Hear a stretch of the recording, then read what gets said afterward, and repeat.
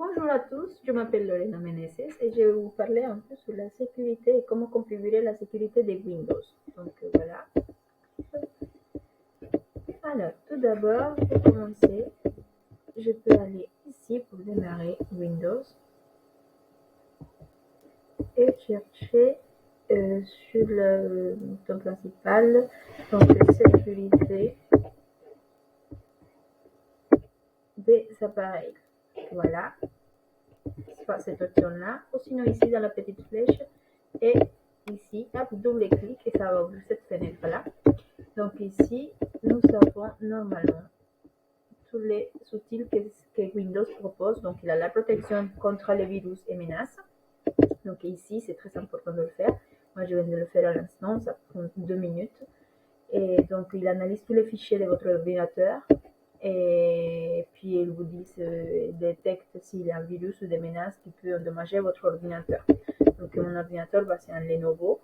Et il a un disque dur SSD. Donc, voilà. Ensuite, les mises à jour de la protection contre les virus et menaces. Donc, c'est un outil qui se fait automatiquement. C'est comme les portables. Donc, je vous conseille de le faire assez souvent. Si ne vous propose pas, vous regardez dans les paramètres de l'ordinateur pour savoir s'il est bien à jour ou pas. Voilà. Ensuite, par là, on a la protection du compte. Donc, pour la protection du compte, il est indispensable d'avoir un compte Gmail ou Hotmail, une boîte mail. Donc moi, dans ce cas-là, j'utilise mon compte iCloud, Hotmail, pardon, Microsoft.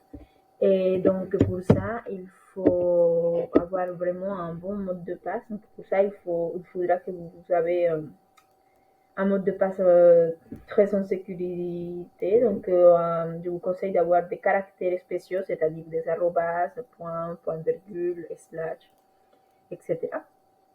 Et puis, des lettres majuscules et minuscules, et ainsi comme des chiffres. Alors, pour les verrouillages dynamiques, et le verrouillage automatique de son écran. Certains ordi ont la fonctionnalité de reconnaissance digitale, par exemple des empreintes, des reconnaissances faciales. Et les reconnaissances faciales, c'est les plus sécurisants, quoi. Donc, pareil pour ça, il vous demande de créer un mot de passe. Sinon aussi un code PIN, que des chiffres ou des lettres et des chiffres ou que des lettres, etc. Pare-feu et protection du réseau, donc c'est les Wi-Fi. Donc par exemple, moi, chez moi, je suis connectée avec mon écran de la télé et l'appareil de Google Chrome.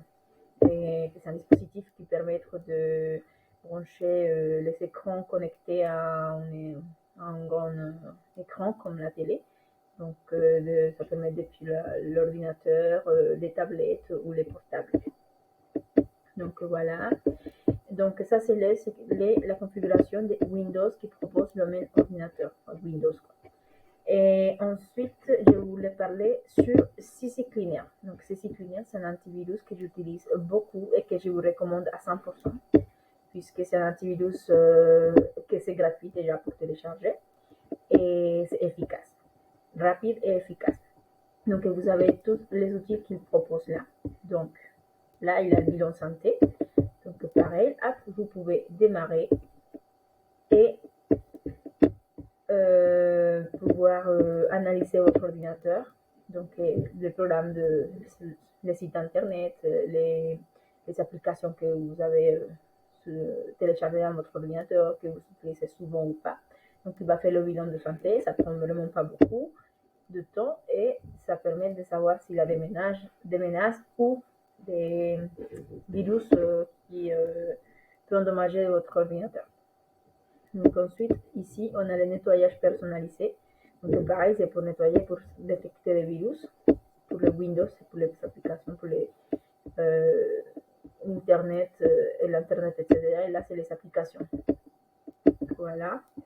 Donc pour ça, il faudra analyser ici et ensuite nettoyer. Et ça prend vraiment pas beaucoup de temps du tout, pas une minute et la configuration c'est fait.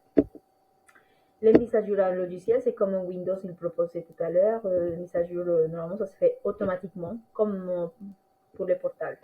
La désinstallation des programmes. Donc ici, vous avez toutes les applications, les programmes que vous avez sur votre ordinateur. Et vous avez les options d'installer, réparer, renommer ou effacer. Analyse de disques, donc pareil. Et voilà, les disques que j'utilise sont donc trois, évidemment. Je vais vous parler maintenant des disques. Donc les disques, j'en ai trois ici, que vous pouvez regarder. Google SD, SSD, donc c'est celui-ci. C'est là où je garde plus mes travaux et mes devoirs quand je travaille sur mon ordi. Donc je mets ici OneDrive. Parce que si je garde mes programmes, enfin mes documents, pardon, ici sur mon bureau, et si un jour l'ordinateur il s'éteint et si c'est pas sauvegardé, bah là, ça risque de tout perdre si je le mets dans le bureau. Par contre, si je le mets directement ici, Windows SSD, même disque dur C, je mets sur mon dossier personnel, donc OneDrive. Là, j'ai créé un document. Donc, données synchronisées, c'est comme ça que j'ai nommé mes fichiers. Donc là, il y en a un qui s'appelle études. Je regarde tout ce que j'ai fait pour mon master 1 management de l'innovation. Ensuite, mes fichiers personnels, donc mon CV, mes infos, etc. Et mes fichiers de travail comme l'entreprise entrepreneuse que je commençais, les contrats de travail, etc.